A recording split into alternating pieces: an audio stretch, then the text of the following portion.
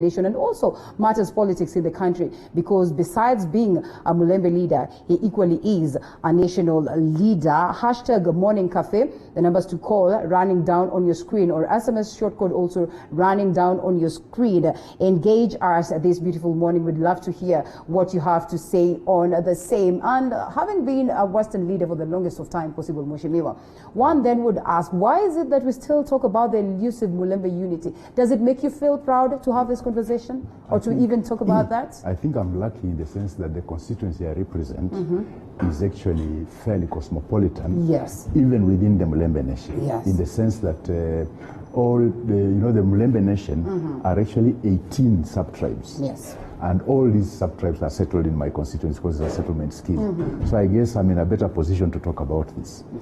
One thing that ails Western Kenya is that these 18 sub-tribes are actually what we would say the point where divisions come in.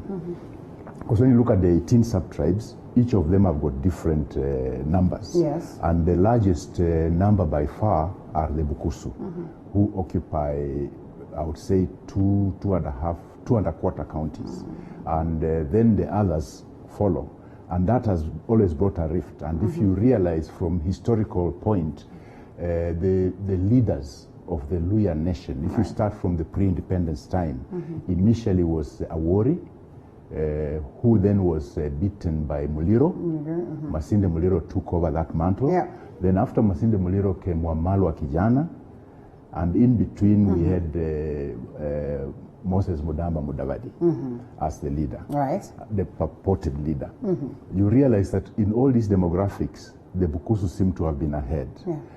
What we are telling the Bukusu now, where a community that I belong to, is that it doesn't have to be us. It can be anybody, so long as we have a sense of direction. That's what we are telling everybody. And the factions that are emanating are cropping up. We almost have like 4 factions right now. Is that a message to the Bukusu, really? Actually, what is happening right now is sad, because some quarters perceive that Raila Odinga has been controlling the MULEMBE nation. But is it not the case? Just let me finish this. All right. That he has been getting the lion's share of the vote of the MULEMBE nation ever since the demise of, ever since the end of the Kibaki era. Because Kibaki had a fair share of the MULEMBE nation. In 2002, he got virtually all the MULEMBE nation. Right. And in 2007, he got the Bukusu vote. So there's a perception that Raila, therefore, has been controlling. Now, the sad thing is, there's a group that thinks they should remove Raila and put Ruto. So they defeat the whole purpose. So Ruto is angry to substitute Raila. So now the Luya nation are asking themselves, is it necessary then if we remove Raila as the person controlling our votes, then we now change them to Ruto, what will we have gained? Yes. So now their argument is one of us should be the one. And that's where the rivalry is coming in now. And the key figures, obviously, would not let the other be. And right now we're talking about these factions that we're talking about. The other time we heard that Muhisa Tui just landed, and he's also is an interest of having the lion's share. We're talking of the likes of, your party leader, correct me if I'm wrong, that is Moses Wetangula. We're talking about the likes of ANC leader Musalia Mudavadi. We're talking about the likes of, Oparanya in this particular case. So, I mean, why is it that it is becoming difficult to just identify one person who's going to carry the day? And what are the likelihoods that we're going to root out Musalia Mudavadi? Well, for us, the majority in Fort Kenya, we removed Wetangula because he was the one trying to supplant. But he still stands. How does it feel? To remove Raila and supplant him with Ruto, which we thought was directionless. All right. So we'll have to find a way of now harnessing us together to see whether we can rally behind one person. The other difficulty that the MULEMBE nation has, if you remember all these people I've mentioned who have actually carried the flag for the MULEMBE nation, if you look at their history, they have been democratic reformists. People with credentials, reform credentials. Kina Masinde Muliro, all those. But currently, the people angling for leadership lack those credentials. And I think that's where the difficulty is. Mohisa Kitui? Well, perhaps he might have, but you know, he's still an international. He's still an international figure, yes. But so what if he comes today and, come back. well, which is something that he has declared. He comes today and, you know, confidently declares let him come and we see, because what I always argue is this is not going to be a boardroom decision. Right. Whoever is going to lead the Mulembe nation has to come and show that they actually inspire confidence in the whole of the Mulembe nation. So it will not be a boardroom decision. Right. So whoever will come and hit the ground and show the people that they actually care for their interests and that they inspire confidence across the board, that will end up being the leader. And amongst these leaders that we're talking about, anyone that you can identify and say that, you know, would fit the bill that you're talking about? Well, there are many. Some, as I said, lack any reform credentials, so they don't inspire confidence in the people. Some, their claim to leadership is neither here nor there. Right. So, but eventually, one or the other will emerge. Let's talk about... It will not be a boardroom decision, because if we put them all here and said there are 6 of them, who of these ones will we choose? I think let the people choose. As it stands right now, you're in agreement that there is a lacuna in the leadership of Mulembe Nation? I would say if you look at a community that they rally behind somebody, I would say that there is a lacuna, but this lacuna has been created by ourselves and some outsiders. All right.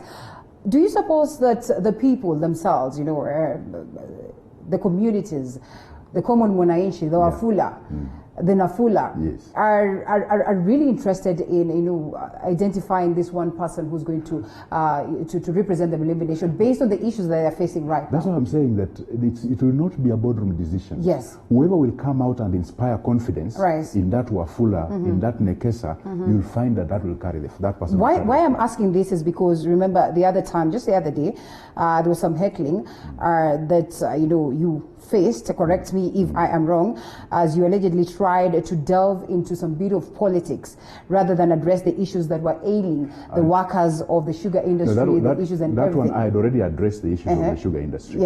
I think what happened here was it was arranged. It was arranged? Yes, it was Do you suppose that, you know... So there was, I cannot say why. Is it not that the citizens are just tired with matters politics? It was not the citizens. It was a hired crowd, a little hired crowd. Why would they do that? Well, you know, it's politics. Yes. So, of course, the people who had been there earlier, purportedly speaking for the farmers, and we know who they are. Who are they? Would you know them? Would you say that? I wouldn't want to delve into it, but I would like to say that that was a hired crowd, and it was clear. So I cannot... Would you assume that it was your... Moses Wetangula, or party leader, Moses Wetangula, based on what has been playing? It's possible. I don't put it beyond. Where does it place the confidence and, you know, the grind or the ground of the party? As far as I know, we have full support of the people. In fact, those ones who are heckling actually belong to Jubilee. Okay. It's very interesting. Why do you... Well, we know them. I mean, we know them. I come from there, so I could tell who is doing what. So when you're talking about Jubilee, you mean Jubilee Kieleweke or Jubilee Tangatanga? Jubilee Tangatanga. Where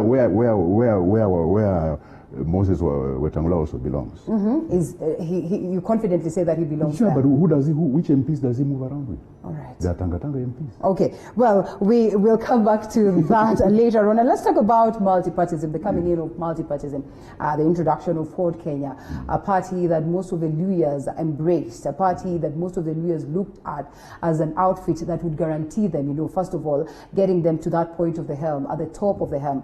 And, you know, yes, there have been arguments that, you know, this has been crafted as though it's a Luya party. Do you agree with that, or do you dispute that? I dispute the fact that people say it's a Luya party, but all these parties do have their strongholds. I would argue that the strongholds of Ford Kenya are mainly in the western region, with a good following in the coast and in the northeastern. So I would say that the reasons why you find that the party has had dwindling following is what I said before. When the leadership lacks reform credentials and the leadership is just riding on the party because of the history of the party, then you get this sort of thing. You're part and parcel of the leadership. What are you doing to streamline that? That's what we are doing by trying to change the topic. By organizing coups? Yes. Organizing to change the leadership. All right. Because if the leadership is not inspiring confidence, remember, if I come from Bungoma County, the then party leader came from Bungoma County, it's inexplicable that of the 9 constituencies in the last election, we only won 3. Right. And we know what happened. What happened was giving tickets to the wrong people. And I had been pushed out of the nomination process by a consensus at the National Executive Council meeting, an engineered consensus which the party leader then did not object to, because there was an arrangement as to who will be given tickets to vie. Right. And in the process, we lost so many seats. So you realize that uninspiring and I would say something that's not, somebody's not looking at growing in the party. So once we change the leadership, I'm sure we'll have removed that. That you think would be addressed by, the politics of intolerance and bravado? It's there. There's the issue of being intolerant and being, megalomaniac to a point. Will that address the issue? Yes, I think it will, partly. All right. Partly, and then reorganize the party.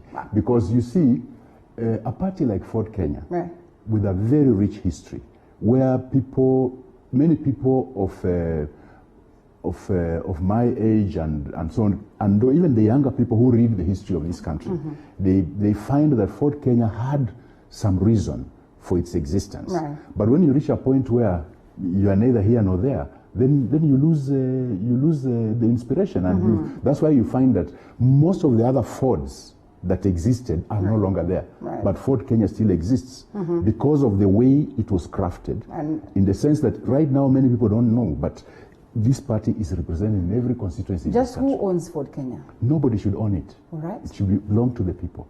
And that's what we are trying to do. Do you think it belongs to the people? In fact, what we want to do, Right. My team, by the time we get to the General Council and the NDC, we also want to review the constitution of Ford Kenya to ensure that anybody who becomes party leader is not going to be there in perpetuity. Okay. So we have to craft that constitution properly. Because if you realize, if you look at the history of Ford Kenya, every transition has had its problems. Right. So there's a problem with transition of leadership. We need to craft a constitution that actually removes that problem. Why do you, the same people, go against the constitution and also what it dictates within the party? For instance, in terms of change of leadership, it should be done after 4 years. Yes. Then why is it that this has extended for the longest of time? Because we've not had elections. Why?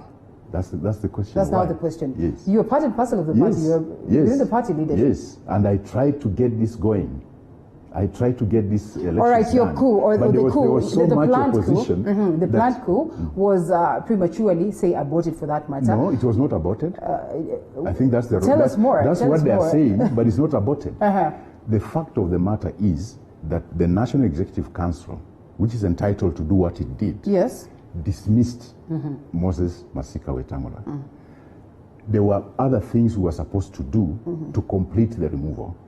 He went to the High Court and got a conservatory order. A conservatory order does not abort the process. It only delays the process. Yeah. So this, you suppose, will be delayed until when? And remember, he also has some support from members of the NEC also. Of course, he has some support. He definitely has some support, but the majority don't support him. Until when will the party be on this shaky position? That will depend on how the court acts. All right. I come back to this question again. Coming in of multi-partism and, different regions looking at, how strong different parties are and, believing that these are the parties that are going to take us to that point of the helm. And yes, like you acknowledge, Ford Kenya, has some solid support from Western Kenya region. The wars that continue within the party, if they tend to escalate, how can you guarantee that the people of MULEMBE Nation are going to have this as the vehicle that is going to set them to unity? I think what will happen here, we are all relying on the court's decision, and I would not like to delve into it, but the earlier it's done, the better, which will be good for the party to prepare itself for 2022. So yes, we are all waiting for the court's decision. Whatever the court will decide, we'll go with that and move forward. Speaking of which, I'll ask again. Well, this is on a different note. How would you rate the performance of the courts in how they deal with issues and handle of issues that are of interest? For instance, of course, the case of corruption that we keep talking about. I think for now, I would say that the courts have done well, because if on the issue of corruption, right? If we Honorable want, Waluke? if not just Waluke, there are others Right. that have not got the same publicity as Waluke's case.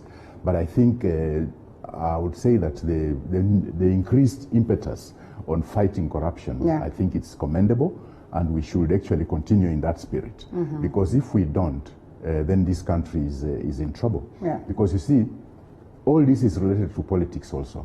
You see, people talk about politics being about interests, but we should realize that if the individual interests become the dominant, not the community interests, then that is not politics, that's conmanship. And that is what has created the corruption in the country. All right. Lots of allegations on, first of all, let's look at the bigger picture.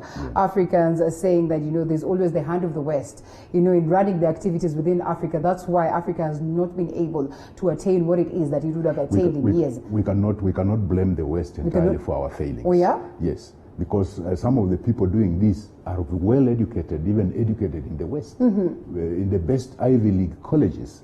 And yet once they get back to Africa, instead of implementing the right things, see what they do. But you look at some countries like Botswana, for example, which I would say is really doing well. Speaking well. Look at Ghana. Ghana is getting out of its past and it's doing well. So I think we should not blame the West for our failings. Some of our failings are just greed. I mean, how do you as an individual amass so much wealth in a poor country, and until the kind of money you're playing with is more than what Safaricom is playing, and then we are supposed to clap for you. That kind of situation, there's something wrong. And if, as a people, those are the people we look at for leadership, then we'll never get anywhere. You realize the other day we lost former President Mkapa of Tanzania. One of the things people have been saying is that he never acquired illicit wealth. In fact, he's modest. And that's the kind of leadership we want. This idea that to be a leader, you must be extremely rich. Is what's messing us up. Is it not what the society has placed it to be? No, that is what, how do you go back to the society? That's what these people, a poor person. That's what these people have created the society to believe. To believe, okay. Such that good leadership within the society, just because that person does not have means, they don't listen to that person, and yet perhaps that's the person they need.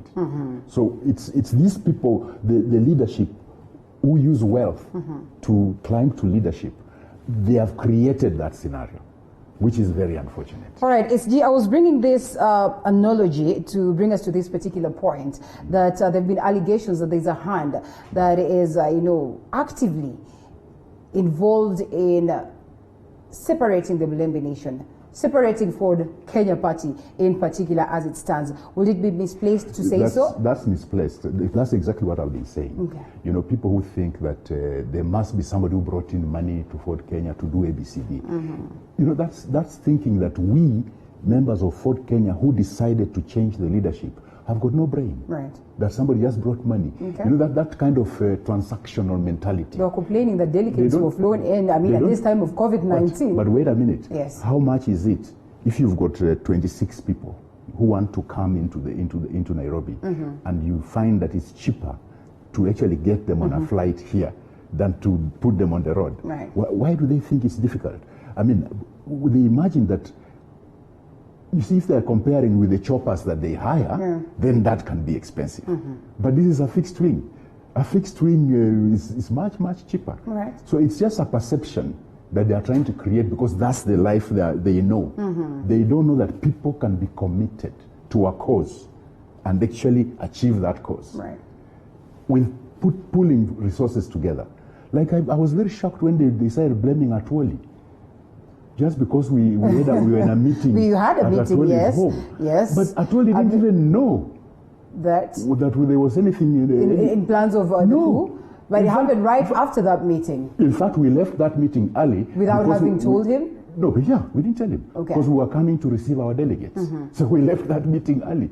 He also got to hear of it when we had already done it. So what is this thing that was picked that is key towards, the Mulembe unity in this particular meeting? In this meeting, if you remember, we were looking at the issue of development programs in Western and what is ailing Western. One of the main things ailing Western is poverty.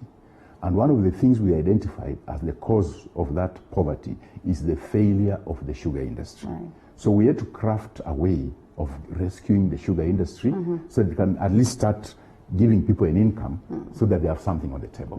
Because that poverty is very dangerous. How can we tell the people that this has got nothing to do with politics, this has got nothing to do with campaigns? Because it looks like it's perennial every other time. Leaders will come with that. You cannot separate economics from politics. Oh, right? Yeah.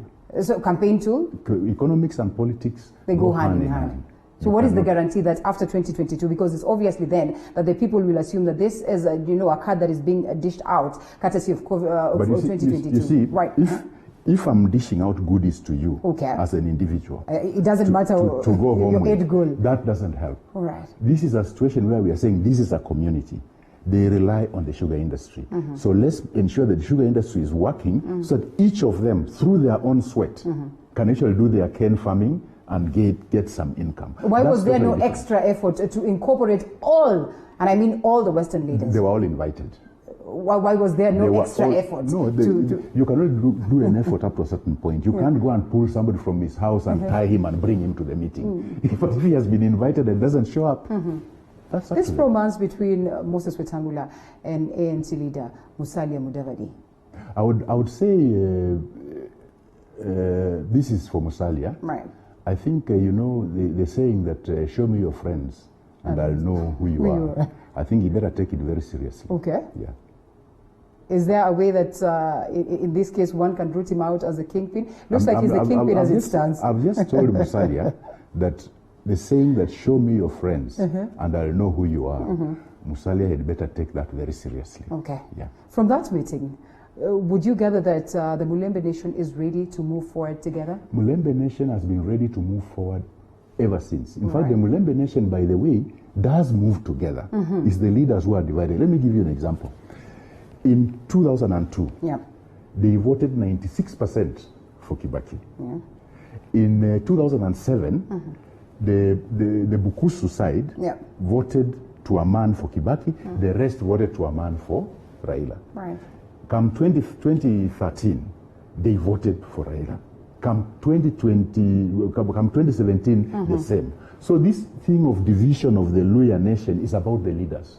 It's not about the common man. The people look at who inspires them, and that's the person they vote for. That is democracy? Yeah, that's democracy. Something that has been painted as democracy within the Mulembe Nation? Well, yes. Will that be our eventual It has also been misused. Yes. It has also been misused in the sense that right now in the Mulembe Nation, you find some MPs who won on Jubilee ticket.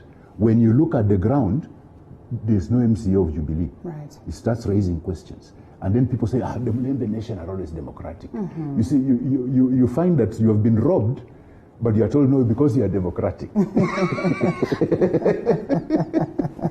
Yeah. So it has been misused to an extent. So have the people of Mulembe Nation realized this? Yeah, they realize. And? But as the Swahili say, Munyonge hana haki. All right. Yeah. In this case, Mulembe is Munyonge? Because of the poverty.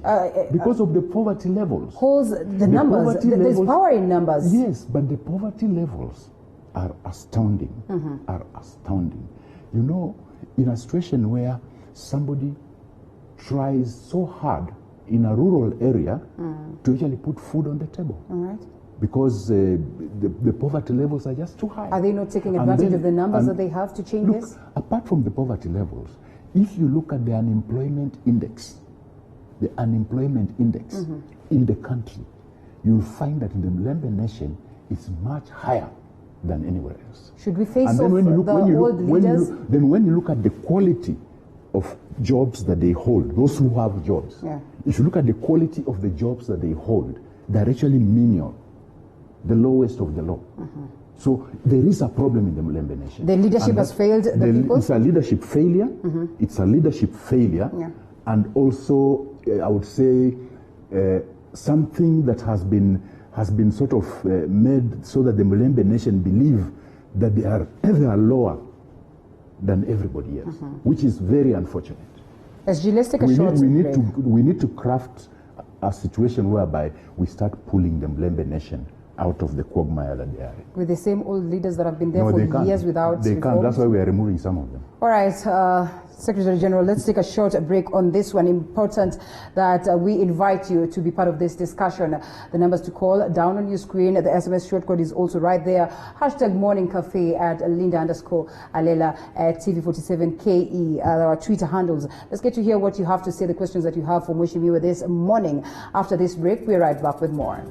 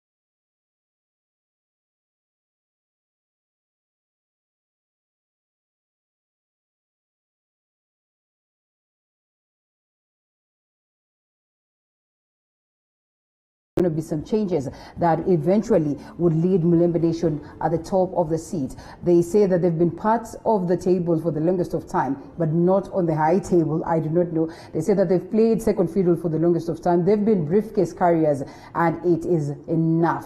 2022, do you foresee a scenario where we'll have a Mulembe leader at the top of the hill? That's what we would like for. That's what we'll all go for. But you see, we are also part of the nation of Kenya. Right. So just alone as the Mulembe nation, you cannot ascend to the top seat. And you talked about this, which is pretty much important. You talked of the division that we witnessed there, courtesy of the numerous tribes that we have. But we also have a scenario, almost a close scenario in Mount Kenya region, almost the same thing in the Kalenjin region. Why is it that it is different from them? Let's pick this phone call first of all, Simiyu, and come back to you. John Kwirui, good morning. We lost him? We lost him. All right, I hope he calls back. What I said is that there are 18 sub-tribes. Yes. They are not the cause of the division. Remember when I started, I said that constituency I represent, Tongaren, has got all of them because it's a settlement scheme. And we actually work together. So there's no division as such. But outsiders use that to try and divide. Right. But usually it doesn't work because come the election time, you find that they actually vote in one direction. So the people themselves are actually united. Right. Despite the many multiplicity of sub-tribes, just like, say, the Mijikenda, they are all together, although they are called Mijikenda. That's 9 sub-tribes. The same thing with the MULEMBE nation. So I think this is a situation where people have tried to exploit that, but it doesn't always work. But they use it so that when they have played some funny games with the votes, then they say, you see, they are democratic, they are divided, and so on. But really, when you look at it, okay, let's take the example of Kakamega County, which has got... Allow me to pick this phone call, and then we come back to that. Good morning, Wafula Kalistas. Good morning to you, Linda. Thank you so much for calling in. Hello. Yes, thank you so much for calling in. Let's get to hear your sentiments on the same. Kwanza, salimia mheshimiwa sana. Mamisalimika. Ningependa kusema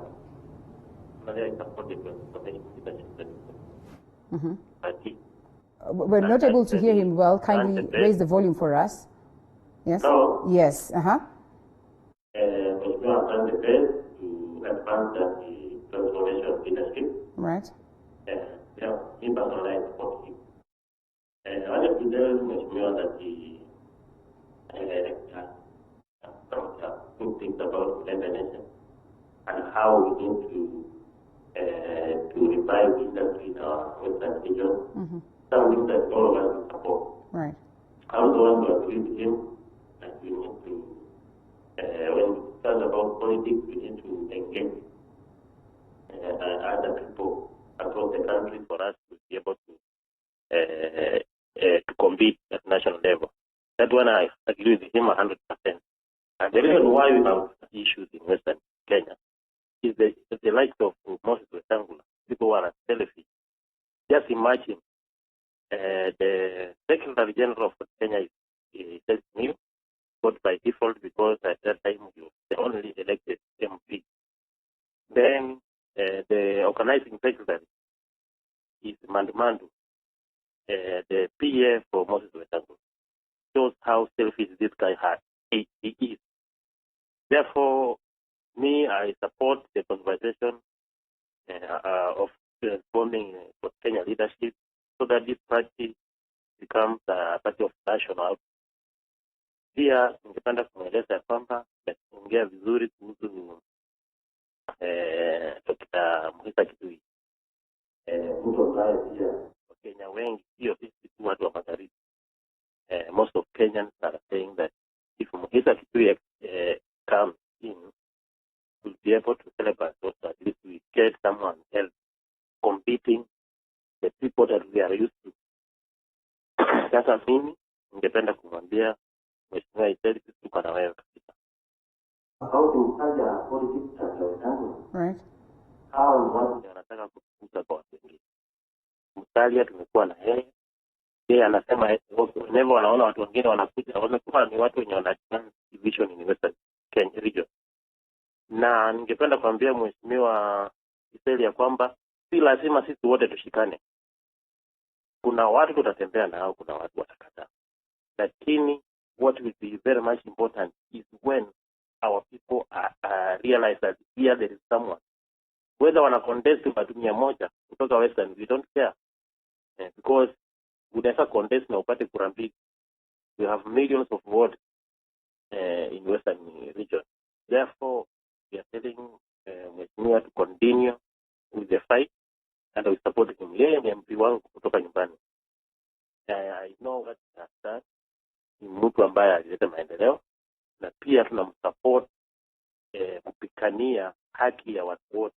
Sio tu haki ya watu magharibi. Nimemwona in TV several times that he comments on issues of national importance.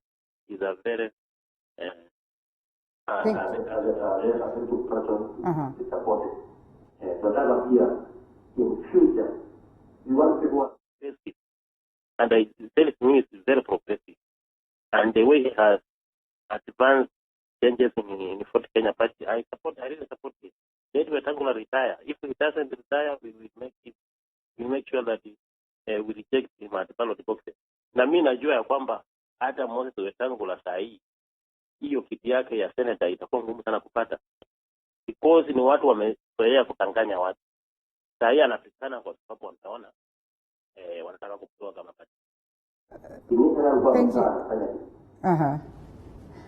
All right, thank you so much, Wafula Kalistas. Looks like money has been poured in this case.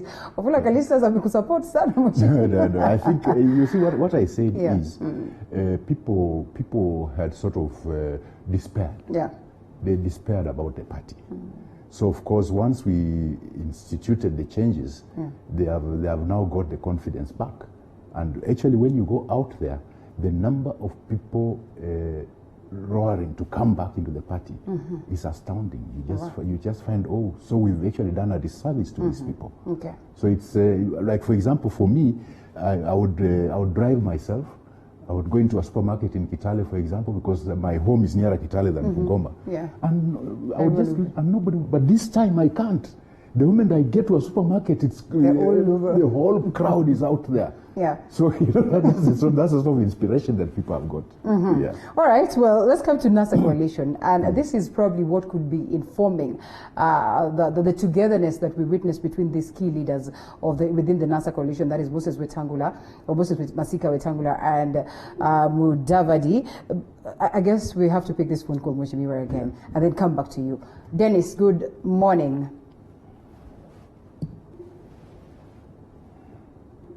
Good morning, Dennis. We're not able to hear Dennis. Hello? Morning. Good morning. How are you? Good morning. Briefly, what are your comments or how are you? this? Yes, how are you? First of all, I want to greet the Mheshimiwa. Habari Mheshimiwa. Salama. Yes, proceed.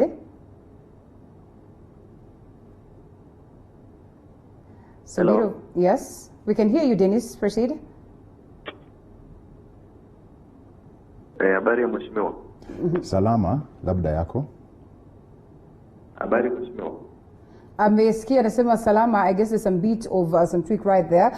As we fix that, we'll come back to you, Dennis. But yes, coming to this, the NASA coalition and the hiccups that are ongoing right now, what could have informed the togetherness that we witnessed between these key leaders today? I mean, what way forward? Is it there? Is it in existence still? I think they lost the plot at some point. Are you not part of it? No, but I tried to advise the best I could. Yeah. When they fell out with Raila after the handshake, my advice to them was, if you feel that we can do this on our own, why don't we have a parliamentary group meeting between Wiper, ANC and Ford Kenya so that we chart our way forward? Because it looks like ODM has gone their way. All right. They just went round and round in circles. It never happened, and they lost it that time. Because if they really wanted to capture the Kenyans' imaginations that they're actually progressive leaders who can make a change, that was the time to show how brave they are. But they couldn't do it. Yeah. So now trying to come together, especially for Western, it's neither here nor there. Right. I think they lost it at that point. Okay. So they need to go back to the drawing board and check carefully where the rains are beating them. And as I said earlier, my advice to Musalia still stands. Show me your friends, and I'll show you who you are. We'll know who you are. All right. And why is it that you guys have an issue with Wiper joining Jubilee after realizing that maybe, yes, NASA is no longer there, is no holding any water? I think Wiper is charting their own course. We've got no problem with that. What about the only difference is that the coalition agreement that was entered into is that NASA will collapse if 3 parties are out. Yes. So even if Wiper were to go their way, NASA would still not collapse. Are you not saying that 3 parties to walk out? But you were saying that they should relinquish the positions of minority positions for that. Well, if they form a coalition, another coalition, they cannot exist in 2 coalitions. If they form another coalition with Jubilee, then it's what would be the legal way then from for them to be to step out on this one? They just step out of NASA and form that coalition. And if once they do that, then they'll have to leave the positions because those positions belong to NASA. All right. So it is misplaced. Like if you realize the deputy minority leader, Mbui, has been very clear. He has said they are ready to relinquish those positions once they form the coalition with Jubilee. Okay. So again, you maintain your stand that maybe ODM party leader Raila Odinga is not perpetually dividing the MULEMBE nation? I don't think so. It is the person who is trying to take over from Raila Odinga who is dividing the Mulembe nation. Okay. That's William Ruto. Oh, yeah? Yes.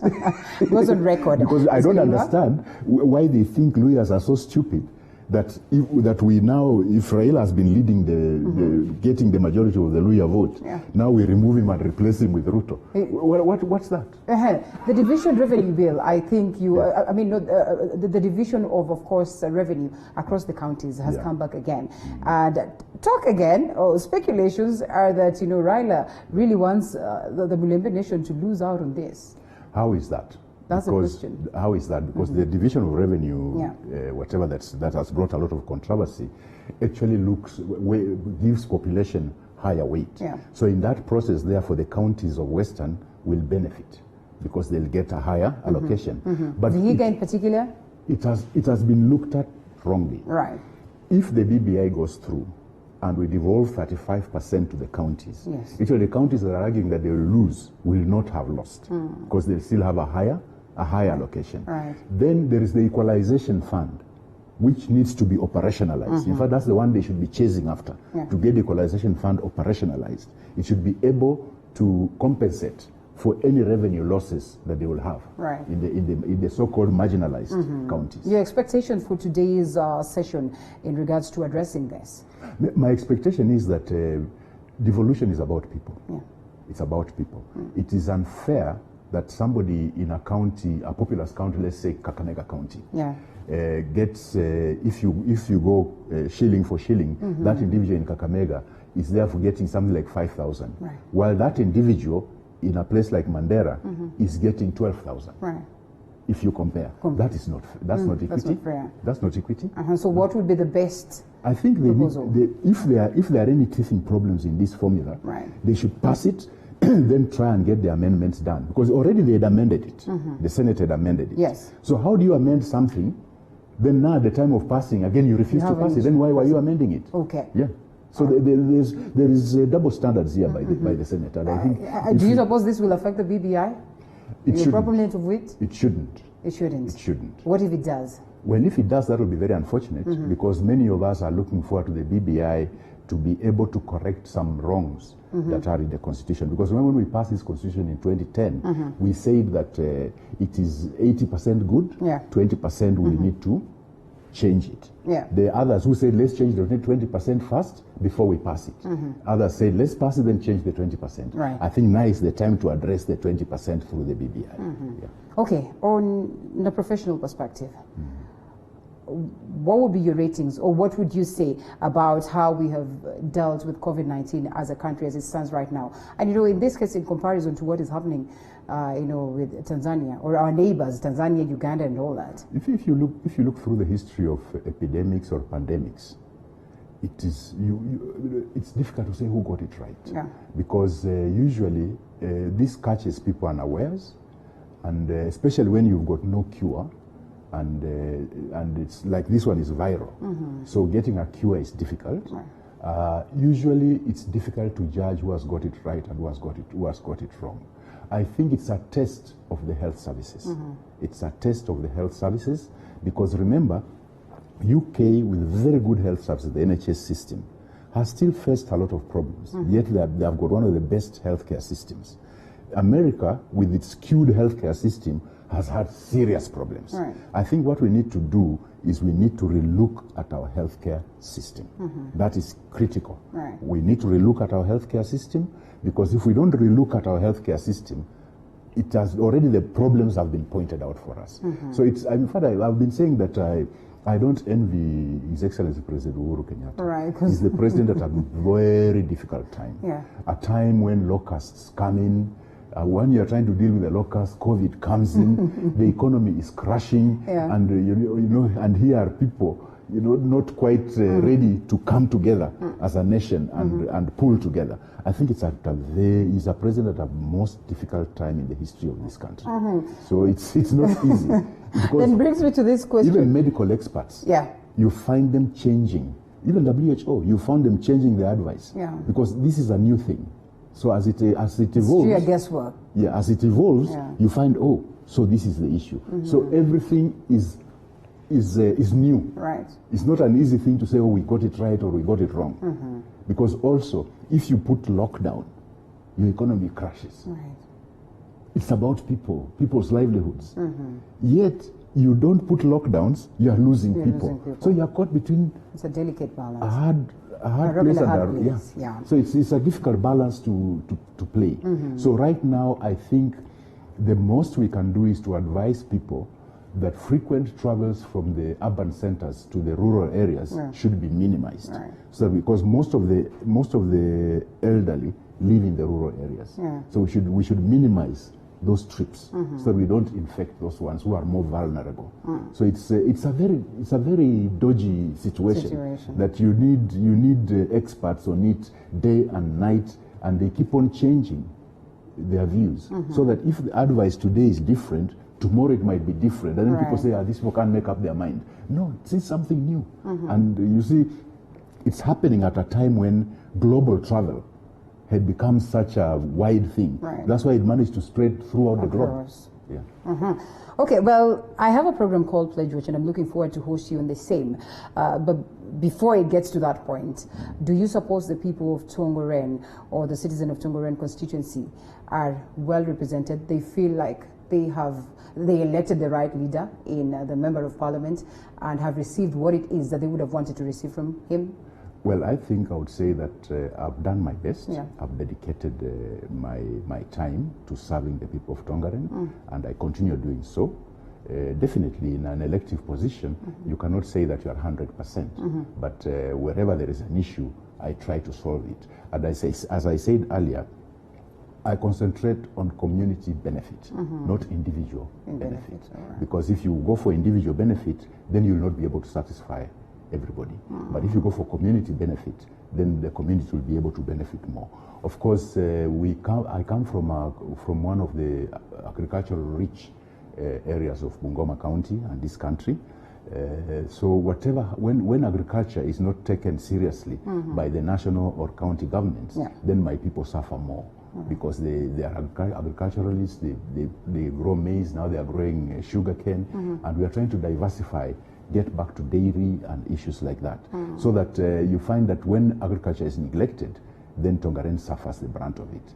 So we try as much as possible to ensure that the agricultural output can sustain the people. Because if one can sustain their family from agricultural activities and still have something to spare, that's my prayer. Fair enough. We expand that some more on my program that is a Pledge Watch. Why are you not positioning yourself as that figure or that person who will be the kingpin of Mulembe Nation, and you're fronting others? Well, I would say that, as I said from the beginning, my constituency represents all Kenyans. Apart from the 18 Mulembe Nation sub-tribes, all the other Kenyans extend are there. that one, extend that one to... And I've always argued that if people want to see how people can live together in peace and work together in peace, they should just come to make a visit to Tongeren. They'll find how we live, and that should serve as an example. When you say placing yourself, I've never believed in that kind of situation because I believe in the Swahili saying that kibaya chajitembeza. Chema chajiuza. So you have to declare for you to get support. Just like you declare that you are interested if I get to that point that I want to move to another position, I will do so. But as for now, there are some pledges I did to the Tongeren people, and there are remaining about 2 things I haven't fulfilled yet, which I need to fulfill. After I've fulfilled those, I'll believe that I can now say, okay, this is what I promised you, and this is what I've done for you. Now, could you let me look for something else? All right. Because I'm sort of committed that it would be wrong for me to pledge to do certain things and leave them halfway. I would like to complete them. I've completed quite a number, but there are 2 or 3 things which are still pending. All right.